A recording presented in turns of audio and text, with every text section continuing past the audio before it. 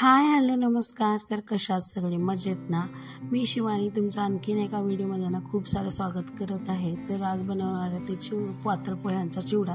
तर त्याचीच रेसिपी तुमच्याबरोबर शेअर करायची होती. तर मी कशा पद्धतीने बनवते तर चला तर मग मी तुम्हाला दाखवते. तर इथे मी बाजारातून आणलेले पोहे, तर इथे ना 1 किलो पोह्याचा मी चिवडा बनवणार होते. तर इथे पातळ पोहे घेतले, स्वच्छ चाळून घेतले आहेत पोहे. तर तुम्ही बघू शकता बाजारात खूप साऱ्या प्रकारचे पोहे भेटतात, पण हे चिवड्यासाठीचे पोहे असतात ते की पातळ असतात, ट्रान्सपरंट असतात. तर इथे मी तुम्हाला साहित्य दाखवते की 1 वाटी शेंगदाणे डाळे, त्यानंतर ना कढीपत्ता, आणखीन मिरची. तर ह्याला ना व्यवस्थित हे इन्ग्रेडियंट आपल्याला लागणार आहेत. तर त्यानंतर ना इथे ना मी कढई तापवायला ठेवली होती. तर आणि सगळ्यात जास्त महत्त्वाची टिप म्हणजे की कढई ही जास्त गरम होऊ द्यायची नाही. गॅसवरती कढई ठेवली की हलकीशी गरम झाली की त्यामध्ये आपल्याला पोहे घालून घ्यायचे आहेत, भाजून घ्यायचे आहेत. आणि तुम्ही कढई खूप गरम करून घेतली की त्यानंतर ना आपले पोहे ना श्रिंक होतात, जे की आकसतात. त्यामुळे याच पद्धतीने आपल्याला आपले पोहे देखील भाजून घ्यायचे आहेत. खूप कढई गरम होऊ द्यायची नाही आपल्याला. त्यानंतर व्यवस्थित असे पोहे भाजून घ्यायचे आहेत. त्यामुळे ना छान पोह्यांना टेस्ट देखील येते. आणि तुम्हाला एक टिप सांगते की शक्यतो जर पोहे उन्हात घातले तर छान कुरकुरीत देखील होतात. तर तुम्हाला शक्य असेल तर हे पोहे ना एक ऊन देखील तुम्ही देऊन घेऊ शकता त्यांना. छान ऑलरेडी हे कुरकुरीत झाल्यामुळे नंतर ना भाजण्यात देखील आले तर ते आणखीन जास्त कुरकुरीत होतात, जे की चिवडा देखील आपल्याला ना चविष्ट लागतो. तर ही ट्रिक तुम्ही नक्की यूज करू शकता.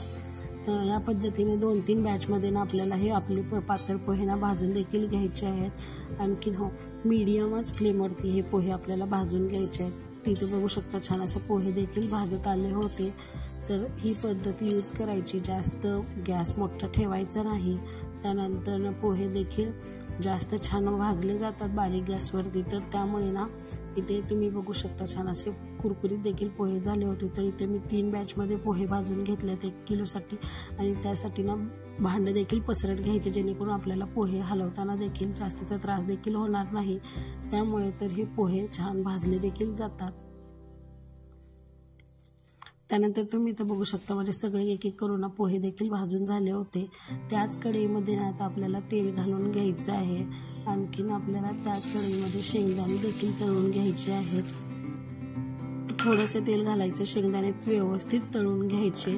शेंगदाणे तळून झाले की छान असे व्यवस्थित तळले जातात मीडियम गॅसवरतीच. तर शेंगदाण्यांना थोडा जास्तीचा वेळ देखील लागतो तळायला, जे की बारीक गॅसवरती तळले जातात त्या कारणाने. तर व्यवस्थित असे शेंगदाणे सारखं हलवून तळून घ्यायचे. तर तुम्ही ते बघू शकता छान असं बारीक मीडियम गॅसवरती तर आपल्याला छान असे शेंगदाणे तळून घ्यायचे आहेत. व्यवस्थित शेंगदाणे तळले कलर देखील येतो आणि जास्त पुटपुट देखील करतात तर छान असा कलर येतो. त्यानंतरच आपल्याला ना हे शेंगदाणे काढून घ्यायचे आहेत. तर त्याच कढईमध्ये त्यानंतर आपल्याला डाळे देखील तळून घ्यायचे आहेत. डाळ्यांना जास्तीचा काय वेळ लागत नाही, अगदी 2 मिनिटात आपले डाळे देखील तळून होतात, कारण ते ऑलरेडी भाजलेले असतात. त्या कारणाने जास्तीचे ते डाळ्यांना वेळ लागत नाही. तर 2 मिनिट झालं की व्यवस्थित असे डाळे देखील आपल्याला काढून घ्यायचं आहे. आणि त्याच तेलामध्ये आपल्याला खोबऱ्याचे काप देखील घालून घ्यायचे आहेत. खोबरं पण खूप जास्त लाल करायचं नाही, जास्तचं लाल केला की जास्त खोबरं देखील करपलं जातं. तर खोबरं देखील सोनेरी कलर येतोपर्यंतच आपल्याला यामध्ये तळून घ्यायचं आहे आपलं. त्यानंतर ना तुम्ही मीडियमच गॅसवरती खोबरं तळलं गेलं पाहिजे. जास्त मोठा गॅस केला की खोबरं देखील करपण्याची शक्यता असते. तर इथे बघू शकता तुम्ही किती छान असं सोनेरी कलर आला होता. तर सोनेरी कलर आला की आपल्याला आपलं खोबरं देखील तेलातून काढून घ्यायचं आहे. आणि आता आपल्याला त्याच तेलामध्ये ना कढीपत्ता देखील तळून घ्यायचा. तर कढीपत्ता देखील बारीक फ्लेमवरती जास्तीचा कुरकुरीत होईस्तोपर्यंत तळून घ्यायचा.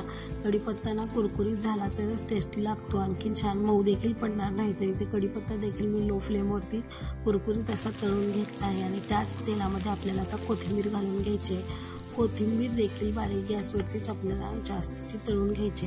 जास्त कोथिंबीर तळली तरच ती कडक बनते, आणि कडक बनल्यानंतर व्यवस्थित अशी चिवड्यात मिक्स देखील होते, आणखीन मऊ देखील राहत नाही. तर त्या तेलामध्ये मी कोथिंबीर तळून घेतली. तर त्याच तेलामध्ये आपल्याला मिरची तळून घ्यायची.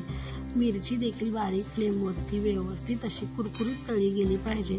तर हे तिन्ही जर आयटम आपल्याला जर व्यवस्थित तळले गेले तरच आपल्याला यातील मॉइश्चर जाणार आणि व्यवस्थित असे कुरकुरीत होतील आणि चिवडा देखील आपल्याला मऊ पडणार नाही। तर व्यवस्थित काळजीपूर्वक ह्या तिन्ही गोष्टींना तळून घेतल्या पाहिजेत कडक अशा। त्यानंतर ह्याच तेलामध्ये आता मी मोहरी देखील घालून घेणार आहे। तर मोहरी देखील ना तडतडली पाहिजे। तर मोहरी देखील यात घालून घेतल्यानंतर तडतडली गेल्यानंतर आपल्याला जी आपली गॅसची फ्लेम असते ना ती बंद करून घ्यायची आणि थोडंसं तेल थंड झालं ना तर त्यामध्ये आपल्याला हळद घालून घ्यायची। कारण हळद जर गरम तेलामध्ये घातली तर ती करपली जाणार, करपल्यानंतर चिवड्याला कलर देखील छान येणार नाही। तर त्यामुळे गॅस बंद करायचा, त्यानंतर हळद घालून घ्यायची आणि त्याच तेलामध्ये आपल्याला आता मीठ देखील घालून घ्यायचं आहे। तेलामध्ये मीठ घातलं तर सगळ्या व्यवस्थित चिवड्याला देखील पसरणार आहे। तर त्यानंतर हे जे मिश्रण असतं ना ते व्यवस्थित सगळं ना टाकून घ्यायचं। ही फोडणी व्यवस्थित सगळीकडे पसरवून घ्यायची, चिवड्यावरती घालून घ्यायची आणि व्यवस्थित सगळं एकत्रित करून घ्यायचं, मिक्स करून घ्यायचं। आपल्याला सगळा मसाला व्यवस्थित पसरवून घ्यायचा आहे। त्यानंतर आता आपल्याला ती सगळी फोडणीनं व्यवस्थित असं आपल्या चिवड्यावरती घालून घ्यायची आणि व्यवस्थित सगळं एकत्रित मिक्स करून घ्यायचं आहे। आपल्याला सगळा मसाला व्यवस्थित पसरवून घ्यायचा आहे। यासाठीच ना आता आपल्याला हाताच्या सहाय्याने ना व्यवस्थित चिवडा मिक्स करून घ्यायचा, जेणेकरून ना हाताने मिक्स केल्यामुळे ना सगळा मसाला एकत्रित लागला जातो, त्यामुळे कलर देखील छान येतो हाताने। त्यानंतर मेन इन्ग्रेडियंट आपल्याला यूज करायचं आहे, तर इथे पिठी साखर आपल्याला यूज करायची आहे। पिठी साखरमुळेच ना सगळ्या चिवड्याला ना खूप छान अशी टेस्ट येते। तर लास्टला ना आपल्याला पिठी साखर घालून घ्यायची आहे। आणखीन त्यानंतर आपला व्यवस्थित असा परफेक्ट 1 किलोचा पातळ पोह्यांचा चिवडा बनवून तयार आहे। ही रेसिपी तुम्हाला कशी वाटली मला नक्कीच कमेंट करायला विसरू नका। त्यानंतर ना तुमचं थँक्यू देखील, मला लास्ट व्हिडिओमध्ये ना खूप छान व्ह्यूज देखील आलेत, त्यामुळे तुमचं भरपूर सारं थँक्यू। त्यानंतर भेटूया आणखीन एका नवीन व्हिडिओमध्ये। तोपर्यंत या व्हिडिओला ना लाईक करा, कमेंट करा, चॅनलवरती नवीन असाल तर सबस्क्राईब करा। तोपर्यंत take care and bye bye.